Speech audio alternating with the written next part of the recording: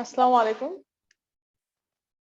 বিরল সরকারি কলেজের অনলাইনে ক্লাসে অনার্স প্রথম বর্ষের শিক্ষার্থীদের আমি মোসাম্মদ সাদিয়া আফরিন, তোমাদের রাষ্ট্রবিজ্ঞান বিভাগের রাজনৈতিক প্রতিষ্ঠান ও সংগঠনের বিষয়ে রাষ্ট্র সম্পর্কে আলোচনা করব। রাষ্ট্র রাষ্ট্র কি? আমাদের আজকের আলোচনার বিষয় হলো রাষ্ট্র। রাষ্ট্র কি? রাষ্ট্র রাষ্ট্রবিজ্ঞানের মূল উপজীব্য বিষয়। মানব সমাজের একটি গুরুত্বপূর্ণ এবং সর্বোচ্চ প্রতিষ্ঠান হলো রাষ্ট্র। রাষ্ট্রবিজ্ঞানীদের মতে রাষ্ট্র হলো মানব সমাজের পরিবর্তিত রূপ। পরিবার সম্প্রসারিত হয়ে বিবর্তিত হয়, পরবর্তীতে রাষ্ট্র গঠন হয়। রাষ্ট্র সামাজিক এবং ভৌগোলিক একটি প্রতিষ্ঠান। রাজনৈতিক প্রতিষ্ঠান হচ্ছে একটি রাষ্ট্র। রাষ্ট্রের আমরা যারা সমাজে বসবাস করি তারা সবাই কম বেশি এক একটি রাষ্ট্রের সদস্য। এক একজন যে কোনো একটি রাষ্ট্রের সদস্য। রাষ্ট্রের প্রয়োজনীয়তা অত্যন্ত গুরুত্বপূর্ণ। এরিস্টটলের মতে মানব সমাজের কল্যাণের জন্যই রাষ্ট্রের সৃষ্টি এবং মানব সমাজের কল্যাণেই রাষ্ট্র সর্বদা সক্রিয় থাকবে। রাষ্ট্রবিজ্ঞানের মূল উপজীব্য বিষয় হলো রাষ্ট্র। রাষ্ট্রকে কেন্দ্র করে মানুষের রাজনৈতিক জীবন আবর্তিত হয়। রাষ্ট্রবিজ্ঞানের মূল উপজীব্য বিষয় যেহেতু রাষ্ট্র, তাই রাষ্ট্রের সম্পর্কে আলোচনা করার পূর্বে আমাদের আজকে জানা দরকার রাষ্ট্র কি। রাষ্ট্র উৎপত্তি কোথা থেকে? রাষ্ট্র শব্দটির ইংরেজি শব্দ স্টেট।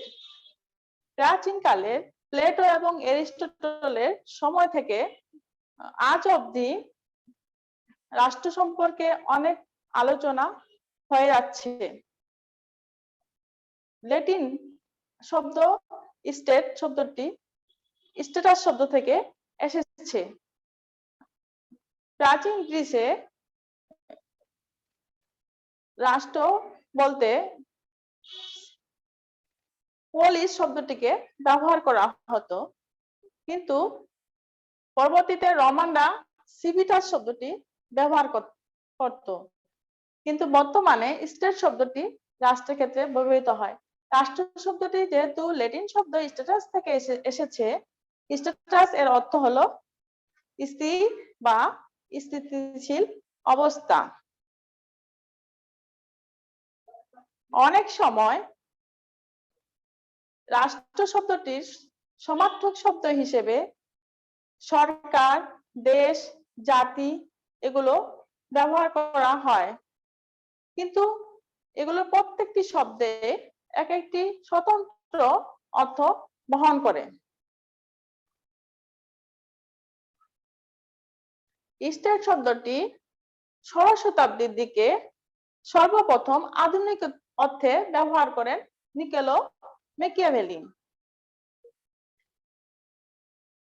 আমরা রাষ্ট্রবিজ্ঞানের সংজ্ঞায় গেলে দেখতে পাই যে রাষ্ট্রবিজ্ঞান যেহেতু আমরা দেখলাম স্টেট বা স্ট্যাটাস থেকে উৎপত্তি।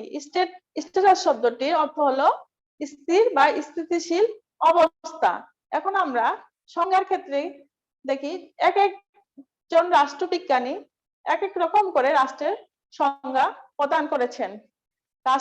রাষ্ট্রের সংজ্ঞার ক্ষেত্রে এরিস্টটলের যে বক্তব্য, এরিস্টটল রাষ্ট্রবিজ্ঞানের জনক, তিনি বলেন যে রাষ্ট্রবিজ্ঞান হলো কতিপয় পরিবার ও গ্রামের পরিবারের সমষ্টি, যাদের উদ্দেশ্য হলো স্বয়ংসম্পূর্ণ ও স্বনির্ভর জীবন গঠন করা।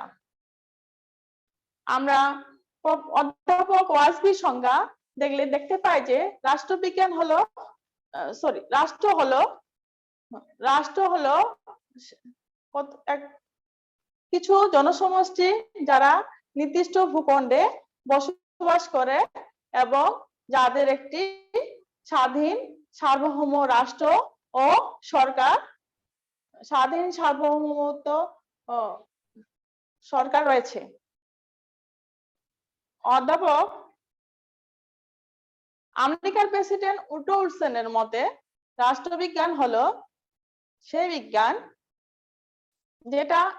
যেখানে নির্দিষ্ট জনসমষ্টি আইনের রাষ্ট্র হলো সেই বিষয় যেখানে নির্দিষ্ট জনসমষ্টি আইনের শাসন মাধ্যমে শাসিত হয়।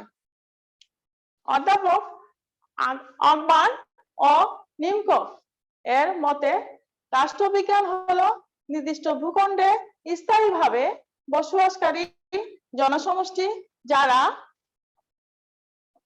অন্যের নিয়ন্ত্রণ থেকে স্বাধীন এবং যাদের একটি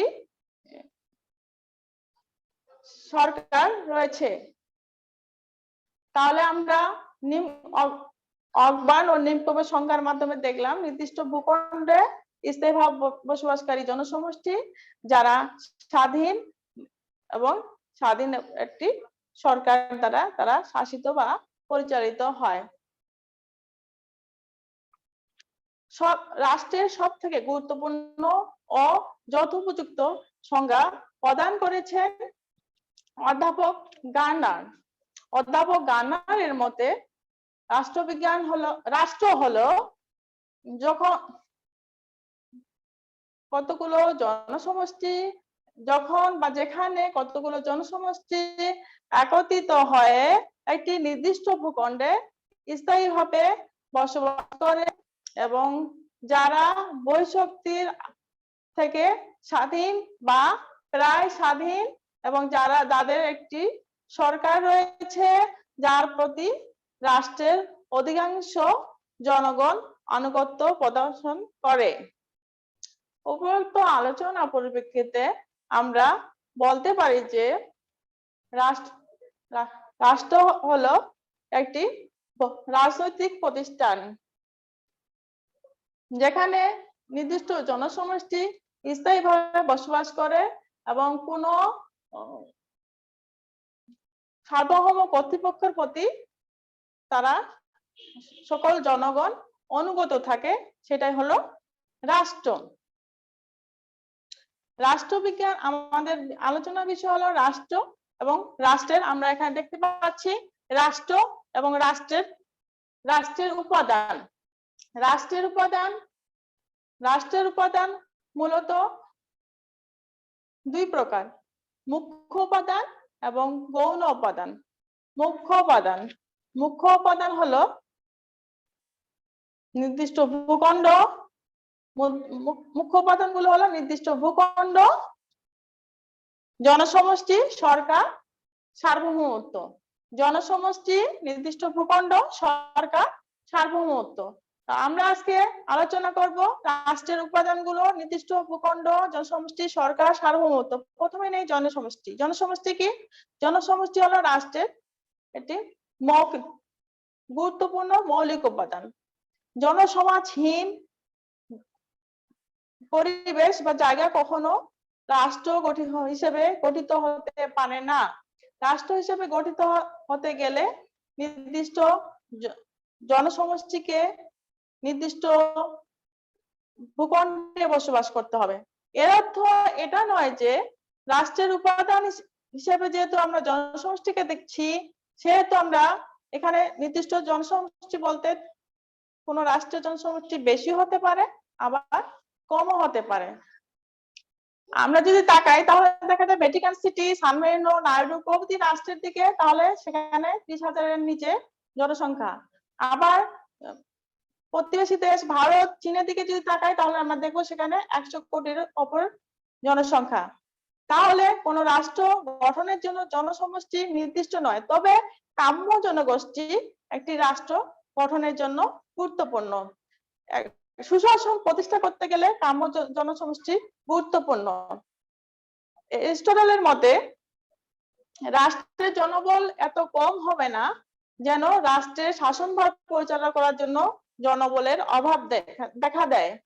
আবার জনসংখ্যা এত বেশি হবে না যেন রাষ্ট্রের জনগণের ভরণ পোষণের ভার গ্রহণ করতে রাষ্ট্র অপরাধ পোষণ করে। বাংলাদেশের জনসংখ্যা কাম্য জনসমষ্টির থেকেও বেশি। এটা হলো জনসমষ্টি। তাহলে জনসমষ্টি একটি মৌলিক প্রয়োজনীয় উপাদান রাষ্ট্র গঠনের জন্য। নির্দিষ্ট ভূখণ্ড, নির্দিষ্ট ভূখণ্ডের দিকে দেখি আমরা রাষ্ট্রের উপাদান দেখলাম চারটি: জনসংখ্যা, নির্দিষ্ট ভূখণ্ড, সরকার, সার্বভৌমত্ব। নির্দিষ্ট ভূখণ্ড, নির্দিষ্ট ভূখণ্ড নির্দিষ্ট হতে হয় না। একটি রাষ্ট্র গঠনের জন্য নির্দিষ্ট কোনো ভূখণ্ড হিসাবটা পরিধিটা নির্দিষ্ট থাকে না, কিন্তু রাষ্ট্র গঠনের জন্য একটি নির্দিষ্ট অবস্থান প্রয়োজন যেখানে জনসমষ্টি স্থায়ীভাবে বসবাস করবে। যাযাবর বা আমরা যদি দেখি ইহুদিরা যে প্যালেস্টাইনে বর্তমানে বসবাস করছে, তার পূর্বেও তারা কিন্তু সারা বিশ্বে বিভিন্ন জায়গায় থেকেও একত্রিত হিসেবে ইহুদি জাতি হিসেবে ছিল, কিন্তু তারা প্যালেস্টাইনে বসবাস করার পূর্ব পর্যন্ত প্যালেস্টাইন কোনো ইহুদি রাষ্ট্র হিসেবে প্রতিষ্ঠিত হয়নি, যতক্ষণ না পর্যন্ত ইহুদিরা সেখানে স্থায়ীভাবে বসবাস করে। তাহলে কোন জাতি কোন নির্দিষ্ট স্থানে স্থায়ীভাবে বসবাস করবে, তখন সেটা নির্দিষ্ট ভূখণ্ডে পরিণত হবে। এর অর্থ এই না যে কোন একটি রাষ্ট্রের জলসীমাকে বোঝানো হচ্ছে বা স্থলসীমা কতটুকু বোঝা যাচ্ছে, সেটা না। সেক্ষেত্রে একটি রাষ্ট্রের জলসীমা, স্থলসীমা, আকাশসীমা, আন্তর্জাতিক আকাশপথ, নৌপথ, জলপথ সবগুলো মিলে একটি রাষ্ট্রের ভূখণ্ড। রাষ্ট্রের ভূখণ্ড অখণ্ড হতে পারে। বাংলাদেশে যেমন অখণ্ড ভূমি নিয়ে রাষ্ট্র গঠিত। আবার যদি আমরা মার্কিন যুক্তরাষ্ট্রের দিকে তাকাই, তাহলে দেখা যাবে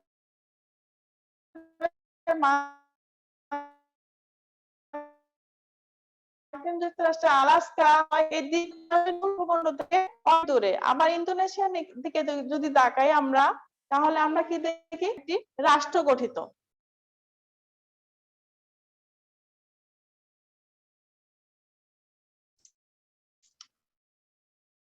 তবে রাষ্ট্র গঠনের ক্ষেত্রে উপযোগী সার্বভৌমত্ব, আমরা দেখলাম কি রাষ্ট্রের দুইটি উপাদান: জনসমষ্টি, নির্দিষ্ট ভূখণ্ড। এখন দেখবো সরকার। সরকার একটি রাষ্ট্রের গুরুত্বপূর্ণ উপাদান।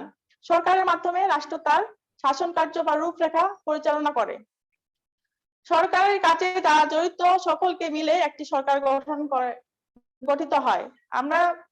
আমাদের সরকারের তিনটি অঙ্গ: শাসন বিভাগ, আইন বিভাগ, বিচার বিভাগ। এই তিন বিভাগের সকল কর্মকর্তা কর্মচারীর সমষ্টিকে আমরা সরকার বলতে পারি। শাসন বিভাগের কাজ কি? শাসন করা আর আইন প্রণয়ন করা। আইন বিভাগের কাজ হলো আইন প্রয়োগ করা। আইন বিভাগের কাজ হলো আইন প্রণয়ন করা। আর বিচার বিভাগের কাজ হলো বিচার কাজ, রাষ্ট্রের বিধি মোতাবেক ন্যায় বিচার প্রতিষ্ঠা করা। সরকার রাষ্ট্রের লক্ষ্য এবং উদ্দেশ্যগুলো বাস্তবায়ন করে এবং একটি রাষ্ট্রকে কল্যাণকর রাষ্ট্রে পরিণত করে। যেহেতু সরকারের মাধ্যমে রাষ্ট্রের লক্ষ্য উদ্দেশ্যগুলো বাস্তবায়িত হয়, সরকারের অন্যান্য অঙ্গ সংগঠনগুলো রাষ্ট্রের বিভিন্ন কাজের সঙ্গে জড়িত থাকে, সে কারণে সরকারকে বলা হয় রাষ্ট্রের মস্তিষ্ক। সরকারের বিভিন্ন রূপ থাকতে পারে। বাংলাদেশে যেমন সংসদীয় সরকার ব্যবস্থা,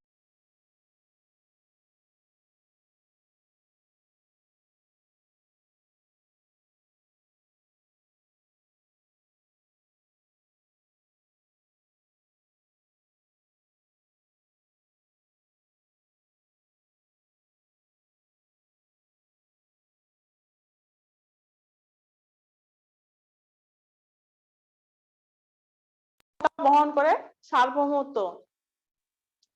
বিভিন্ন ধরনের অঙ্গ সংগঠন গুলোর দিকে তাকাই, যদি আমরা দেখি জাতিসংঘ, কমনওয়েলথ, এগুলোর দিকে তাকালে আমরা দেখতে পাবো যে এইসব সংগঠনের নির্দিষ্ট ভূখণ্ড থাকে, জনসমষ্টি থাকে, একজন প্রশাসনিক প্রধান থাকে, অর্থাৎ সরকারের দায়িত্বের মতো একজন দায়িত্ব পালন করে, কিন্তু তাদের সার্বভৌমত্ব থাকে না। যেহেতু সার্বভৌমত্ব থাকে না, সেহেতু সেটা রাষ্ট্র হিসেবে পরিগণিত হয় না। একটি রাষ্ট্র তখনই রাষ্ট্রে পরিণত হয় যখন তার সার্বভৌমত্ব প্রতিষ্ঠিত হয়। সরকার নির্দিষ্ট মেয়াদের পর পরিবর্তিত হয়, কিন্তু সার্বভৌমত্বের কোনো পরিবর্তন হয় না। সার্বভৌমত্ব অপরিবর্তনীয়, যার কারণে বলা হচ্ছে চরম, চূড়ান্ত, অবাধ এবং নিরঙ্কুশ ক্ষমতা বহন করে সার্বভৌমত্ব। আর সার্বভৌমত্ব ক্ষমতার বলেই একটি রাষ্ট্রের সরকার তার যে ক্ষমতা সেটি রাষ্ট্রের জনগণ রাষ্ট্র পরিচালনার ক্ষেত্রে ব্যবহার করতে পারে। সার্বভৌমত্বের মাধ্যমেই, সার্বভৌম ক্ষমতার মাধ্যমে সরকার রাষ্ট্রের সুশাসন প্রতিষ্ঠার জন্য বিভিন্ন রকম পদক্ষেপ গ্রহণ করতে পারে। সার্বভৌমত্ব দায় রাষ্ট্রের চরম, চূড়ান্ত, অবাধ এবং নিরঙ্কুশ একটি ক্ষমতা। আমরা দেখতে গেলাম রাষ্ট্রের কয়টি উপাদান: জনসমষ্টি, নির্দিষ্ট ভূখণ্ড, সরকার ও সার্বভৌমত্ব। এটা হচ্ছে রাষ্ট্রের উপাদান। রাষ্ট্র কি? রাষ্ট্রের থেকে রাষ্ট্রের উপাদানগুলো কি কি? যেহেতু করোনাকালীন সময়ে তোমাদের অনলাইন ক্লাস সুবিধার্থে রাখেছে, আশা করছি তোমরা